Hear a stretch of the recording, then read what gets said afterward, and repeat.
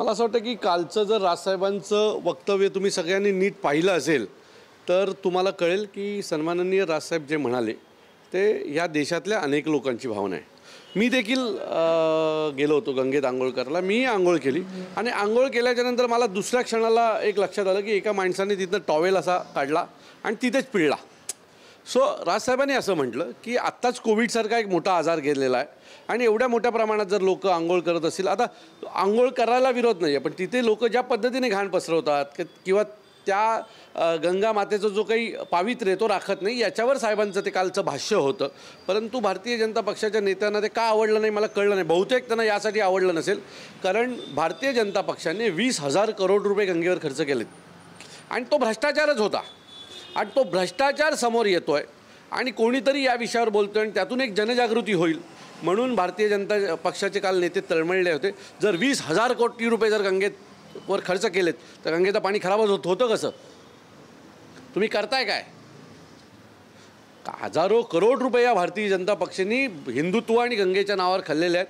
त्यांना लाज वाटली पाहिजे या विषयावर बोलायला. खरं तर त्यांनी माफी मागितली पाहिजे संपूर्ण देशाची, सर्व हिंदू लोकांची, की आम्ही पवित्र गंगेमध्ये आंघोळ करताना पाणी स्वच्छ, गंगेचं पाणी स्वच्छ नव्हतं, हे पाप भारतीय जनता पक्षाचं आहे. आम्हाला कसले दोष देत आहे?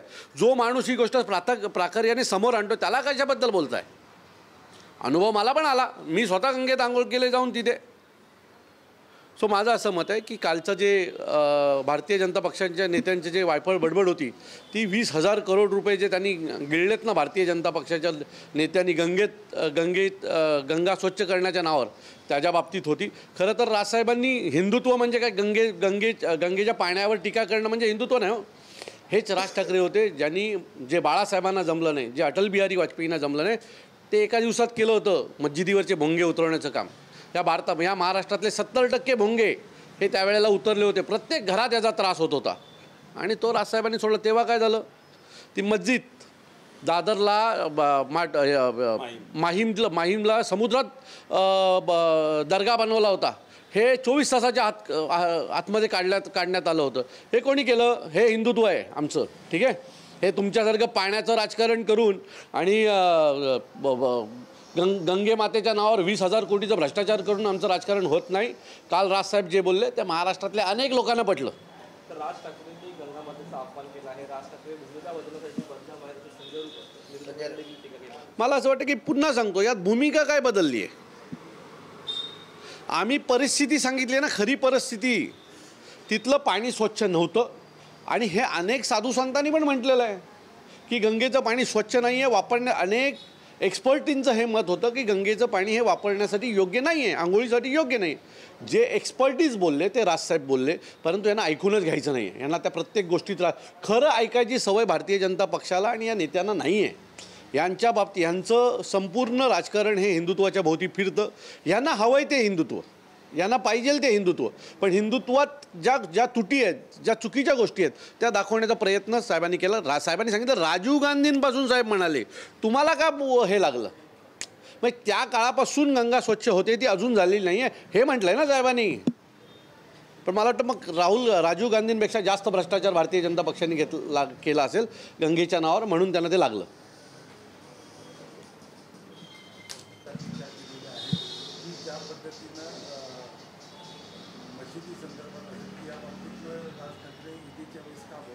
कधी? मला वाटतं याच्या आधी राजसाहेब ईदीच्या वेळेला सोडा, रस्त्यावर नमाज पढण्यावरनं म्हटलेले आहेत. तुम्ही ठाण्यातली साहेबांची याची सभा कुठली उत्तर सभा नाही, निवडणुकीच्या संदर्भातली माझ्यासाठी राजसाहेबांनी घेतलेल्या सभेत काय म्हटले होते हे मला वाटतं नितेश राणेंनी एकदा नीट ऐकलं पाहिजे. साहेबांची बरीचशी भाषणं ही नितेश राणेंना हवी असतील तर आम्ही पाठवून देऊ. कधी कधी साहेब या सर्वावर बोललेले आहेत, ते देऊ आम्ही त्यांना. त्यांची पूर्ण स्टेटमेंट मी ऐकलेली नाही आहे, पण तुमच्याकडनं जे मला कळतं आहे, जर त्यांना साहेब नमाज पढणं, रस्त्यावर नमाज पढणं याच्यावरनं काय म्हटलेले आहेत, भोंग्यांच्या बाबतीत काय बोललेले आहेत, ह्या सगळ्याच्या जर त्यांना कॅसेट्स हवे असतील तर आम्ही ते त्यांना प्रोव्हाइड करू. ठाण्यामध्ये एका मराठी कुटुंबियावरती अन्याय झालेला आहे. सावरकर नगर परिसरामध्ये परप्रांतीयांकडून त्यांचं घर परस्पर विकलं जाऊन त्या घरातलं सामान बाहेर काढण्यात आलेलं आहे. कसं बघताय? बघा, आमच्या पक्ष कार्यालयात जे विषय येतात त्यांना आम्ही न्याय मिळवून देतो. असाच काही प्रकार घडला असेल तर आम्ही नक्की त्यात लक्ष देऊ आणि जर मराठी कुटुंबावर अन्याय होणार असेल तर महाराष्ट्र नवनिर्माण सेना शांत बसणार नाही. त्या कुटुंबाला न्याय मिळवून देण्याची जबाबदारी महाराष्ट्र नवनिर्माण सेनेची. सर, ठाणे महानगरपालिकेचा नुकताच आर्थिक संकल्प जाहीर झालेला आहे. त्यामध्ये पण पाहिलं तर आनंद आश्रम जे आहे त्याकरता 3 कोटीचा तरतूद केलेला आहे. परंतु जे ठाणेकरांचं श्रद्धास्थान असलेलं आनंद दिघेंचं जे स्मारक आहे त्याकडे लक्ष दिलं नाही महापालिकेने. तुम्ही नीट पाहाल तर आता आनंद आश्रमामधनं कारभार काय चालतो हे सगळ्यांना माहिती आहे.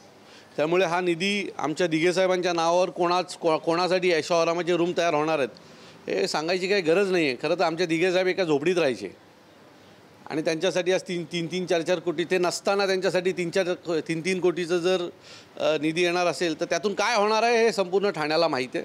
मला वाटतं की दिघेसाहेबांना प्रेरित असलेल्या गोष्टी करा. 42% भ्रष्टाचार होत होता हे दिघेसाहेब ओरडून सांगत होते आणि त्यांचे नगरसेवक असताना ते बोलायचे.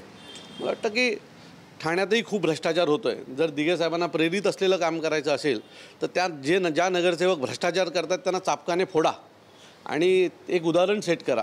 काही दिघेसाहेबांच्या नावावर लोक खूप मोठी झाली आणि अजून आता आनंद आश्रमाच्या नावावर जर होणार असतील तर ते योग्य नाही. भाजप आणि शिवसेनेमध्ये इनकमिंग जोरात आता वाढू लागलेला आहे. हा इन्कम काही वर्षापूर्वी दुसऱ्या कुठल्या तरी पक्षात होता. सो ज्याच्याकडे इन्कमिंग होतो त्याच्याकडनं वेळ आल्यावर आउटगोईंगही होतं. सो फक्त बघायचं ह्या आउटगोईंग कधी सुरू होते.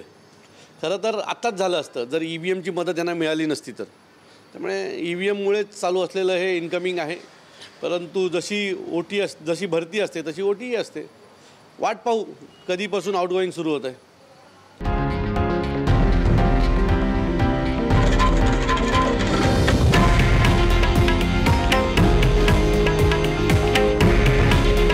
हे आहे देशातील नंबर 1 न्यूज नेटवर्क आणि आपण पाहत आहात TV9 मराठी.